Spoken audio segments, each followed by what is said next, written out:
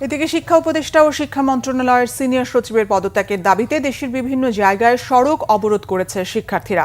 পদত্যাগ চেয়ে চট্টগ্রামে সড়ক অবরোধ করেছে বিভিন্ন শিক্ষা প্রতিষ্ঠানের শিক্ষার্থীরা। দুপুরে মহানগরীর ১৬ শহর এলাকায় শিক্ষা বোর্ডের সামনে অবস্থান শেষে সড়ক অবরোধ করেন তারা। শিক্ষার্থীরা জানায়, ঢাকার উত্তরায় মাইলস্টোন কলেজে বিমান বিধ্বস্তের ঘটনায় শিক্ষার্থীদের মানসিক অবস্থার তোয়াক্কা না করে এইচএসসি পরীক্ষা পেছাতে গড়িমসি করা হয়েছে।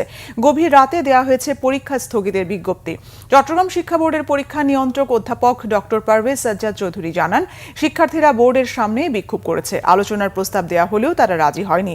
এদিকে একই দাবিতে সিলেট জকিগঞ্জ আঞ্চলিক সড়ক অবরোধ করে শিক্ষার্থীরা। দুপুরে দক্ষিণ সুরমা আলমপুর শিক্ষা বোর্ডের সামনে অবস্থান নিয়ে বিক্ষোভ ও সড়ক অবরোধ করে তারা। এতে সড়কের উভয় পাশে দীর্ঘ যানজট বেঁধে যায়। এ বিষয়ে সিলেট শিক্ষা বোর্ডের কেউ কথা বলতে রাজি হননি।